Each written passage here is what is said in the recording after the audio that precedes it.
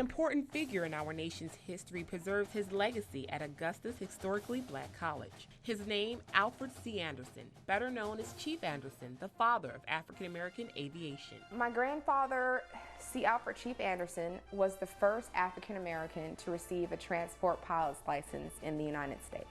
It wasn't just his flying that earned him recognition, but also his training of the Tuskegee Airmen during World War II. At the time, it was said that African Americans did not have the mental capacity to fly planes. That notion was changed after Chief Anderson took an historic flight with First Lady Eleanor Roosevelt. And so then you get the famous picture of, them having the Cheshire grin from both of them.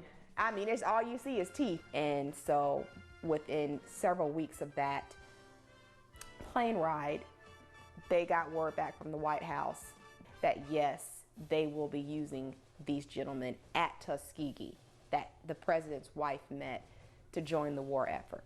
First time in history. In both American and African American culture, Chief Anderson received a massive amount of recognition, which was recently highlighted in a Hollywood film, Red Tails. The movie is loosely based on his training of the Tuskegee Airmen and their experiences during World War II. The Red Tails is not just a myth. They really did paint their P-51 Mustangs with red tails. But the core of the Red Tails resides here in Augusta with his granddaughter, who simply calls our history's trailblazer Grandpa. My grandfather was their chief flight instructor, and I'm his granddaughter, and so then it's like, oh wow. And little did we know, part of his legacy is stored right here in the library on the Payne College campus. Create the partnership between Payne College and the Chief Anderson Foundation to open it up to international scholars that want to come and use the space to study these artifacts for whatever reasons. Just from her grandfather's belongings alone are concrete artifacts of Chief Anderson's life. They include original documents that create a timeline of events during the war. Take these letters, written to Chief Anderson by one of his men, explaining the disappearance of a co-pilot. That man eventually became the first recorded Tuskegee Airman to die in combat. His whole thing was, I refuse to let these young black people that are coming after me go through the terrible encounters I had to go through. Now Payne College has a wide collection showcasing Chief Anderson's life, making him the first and only icon to have an artifact exhibit at the HBCU.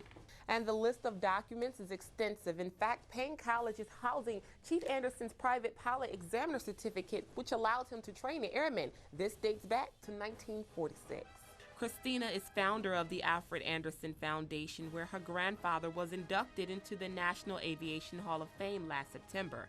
There, she accepted the Congressional Gold Medal on her grandfather's behalf, presented by Guyon Bluford, America's first black astronaut. It is the highest award in the United States of America that an aviator can receive. Christina said she'll continue to share her grandfather's legacy so true stories can live on. Once they die, all we're going to have is the legacy left. A soaring permanent tribute at Payne College for a man who soared into the history books.